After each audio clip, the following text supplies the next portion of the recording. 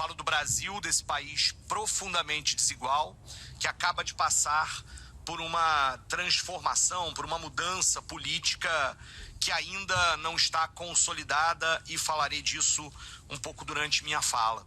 Não deve ser novidade para ninguém aqui nesse auditório, nem daqueles que estão nos assistindo, que as mudanças climáticas têm como sua consequência imediata, mais visível no nosso tempo, a ocorrência de desastres socioambientais cada vez mais intensos e cada vez mais frequentes.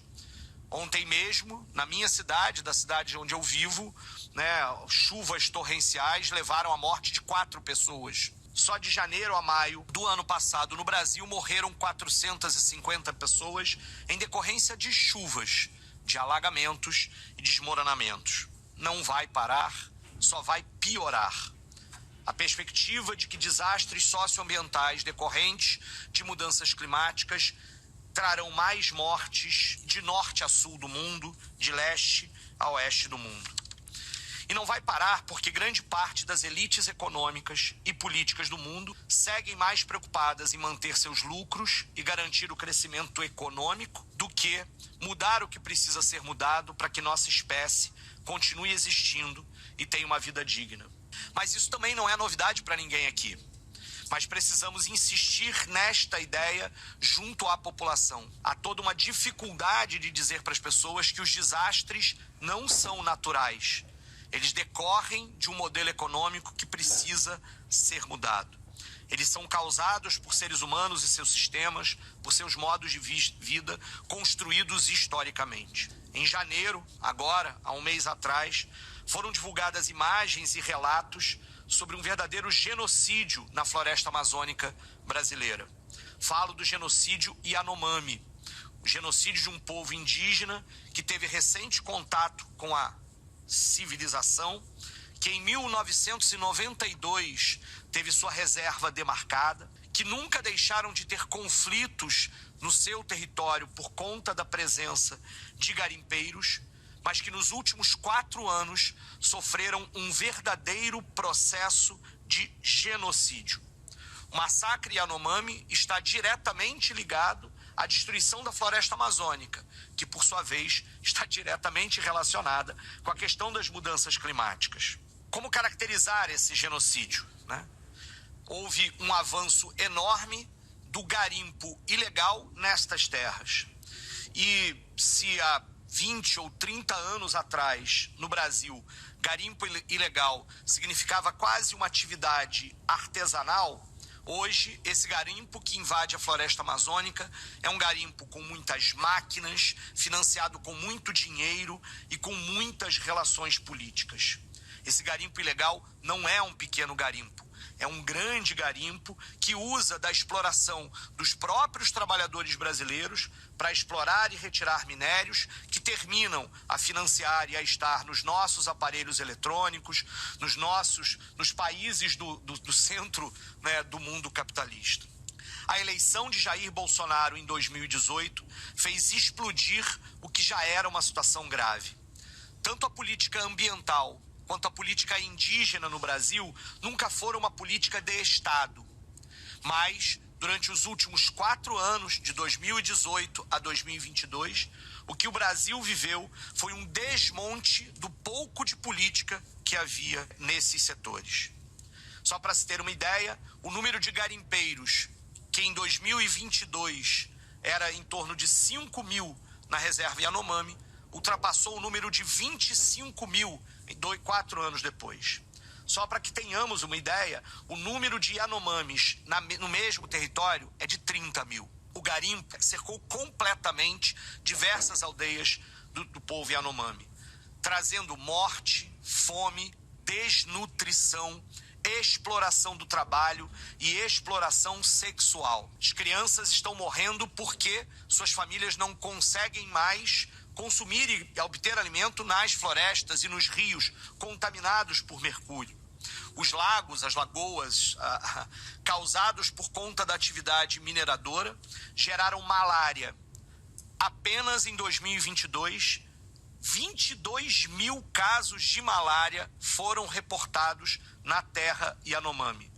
Eu lembro, falamos de uma terra que tem 30 mil indígenas, 22 mil casos de malária e ainda há indícios de subnotificação. Os garimpeiros, quando chegam, trocam para os homens jovens indígenas trabalho por armas, para que estes possam caçar agora com o uso de armas de fogo. E, ao mesmo tempo, estupram as meninas, as filhas das famílias indígenas Yanomami, fazendo com que relatos e mais relatos tenham sido descritos nos últimos anos. E nos últimos 4 anos, apesar dos esforços daqueles que lá estavam, o governo brasileiro se omitiu, não fez nada. Pelo contrário, desmontou o pouco que havia de sistemas públicos a resguardar um pouco que sobrava da saúde, da vida digna desses povos. O governo Bolsonaro é diretamente responsável pelo que estamos falando, da morte de 570 crianças por fatores absolutamente evitáveis nos últimos 2 anos.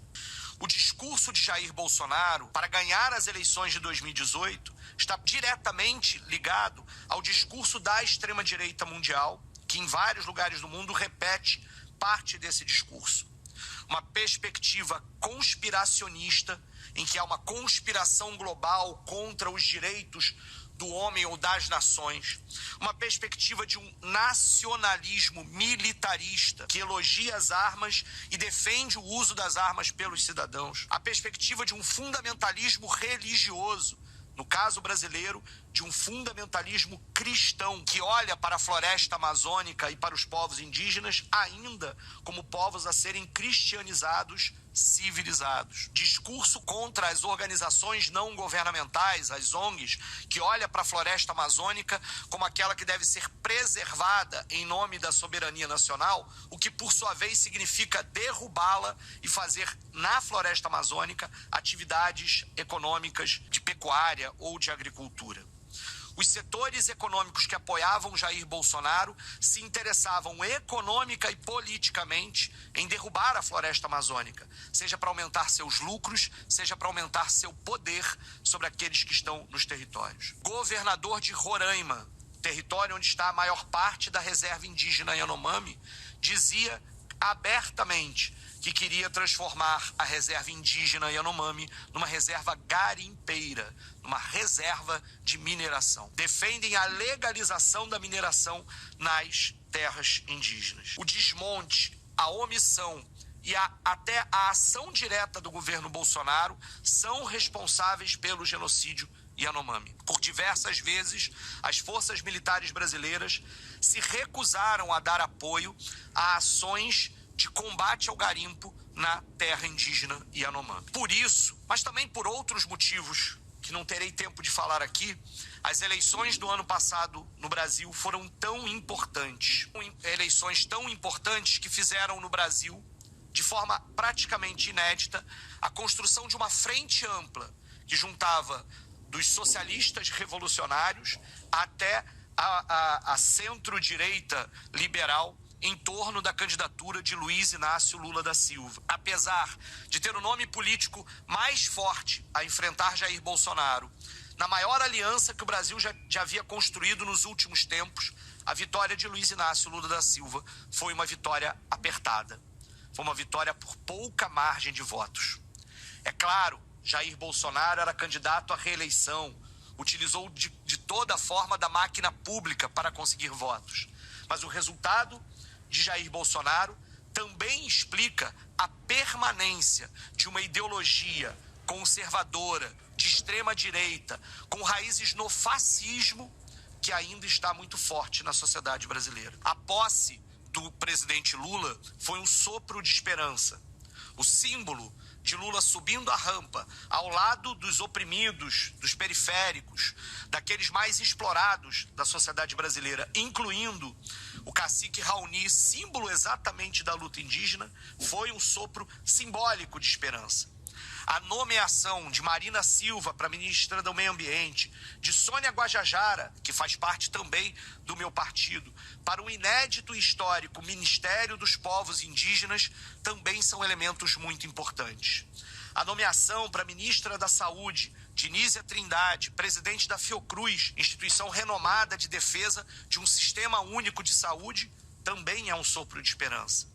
A reação do governo Lula, muito rapidamente, após a divulgação das imagens e dos relatos da tragédia Yanomami, também precisa ser aqui mencionada e elogiada. Estão sendo movidas verdadeiras ações de enfrentamento ao garimpo, que estão sendo expulsos garimpeiros daquela região, como forma de tentar diminuir os estragos já causados sobre a vida dos Yanomami. Mas, como disse anteriormente, o governo Lula é um governo de frente ampla, que contará com contradições enormes que precisarão ser enfrentadas. Na semana passada, o Congresso Brasileiro, do qual agora eu faço parte, escolheu para ministro do principal órgão de fiscalização brasileiro, o Tribunal de Contas da União, alguém ligado politicamente exatamente aos garimpeiros de Rondônia. Foi escolhido com o voto de uma parte importante da base do próprio governo Lula.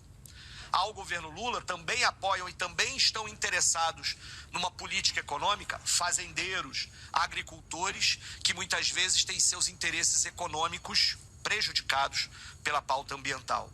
Esta é uma luta em curso. É preciso ainda derrotar um bolsonarismo, uma ideologia bolsonarista que está forte na sociedade brasileira e que segue com muito poder nas redes sociais e na produção de uma guerra cultural que em outras partes do mundo também vemos. Agora, neste exato momento, esta parcela bolsonarista de extrema direita que ganhou cargos importantes no Congresso Nacional tenta colocar Ricardo Salles, que foi ministro do Meio Ambiente de Jair Bolsonaro, na presidência da Comissão de Meio Ambiente do Parlamento Brasileiro. Ou seja, nada está resolvido. O que fazer diante deste cenário? Primeiro, e mais imediato, solidariedade internacional aos Yanomami e à democracia no Brasil.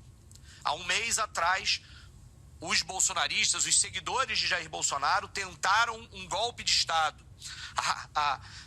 desrespeitando o resultado eleitoral, num estilo a copiar o golpe estadunidense do Capitólio. Segundo, é preciso responsabilizar os atores políticos e econômicos que não só causaram a tragédia Yanomami, mas foram omissos durante a pandemia e também pela tentativa de golpe. A palavra de ordem da esquerda no Brasil hoje é sem anistia. Terceiro, seguir na pressão para que a questão ambiental e indígena se transforme em uma política de Estado no Brasil. Quarto, reverter o acordo Mercosul-Unidade Europeia. Este acordo, ao manter o Brasil num papel de mero exportador de commodities, significa colocar a floresta e os povos que nela habitam constantemente sob risco. É preciso reconhecer que o papel do Brasil não pode ser de apenas exportador de commodities. É preciso que a União Europeia, é preciso que a sociedade entenda isso. E o acordo Mercosul-União Europeia, que está em curso para ser assinado, precisa ser revertido. Quarto, enfrentar o desafio de que é preciso mudar radicalmente nosso modo de vida. Não basta socorrer os Yanomami. É preciso mudar o modo de vida que gera os elementos que causam os desastres socioambientais e genocídios como esse. Nosso senso de urgência diante da tragédia humanitária não pode nos enganar, não podemos perder a urgência das mudanças estruturais globais que precisam ser feitas. Para concluir, lembro de Davi Kopenawa, liderança Yanomami, que dizia ainda em 2017: o dinheiro é a doença. Os povos originários estão aqui a nos lembrar que outro mundo é possível, que outro modo de vida é possível. Se outra Europa é possível, outro mundo é possível. Que saibamos que a morte dos Yanomami hoje pode ser a morte de toda a humanidade amanhã. Obrigado.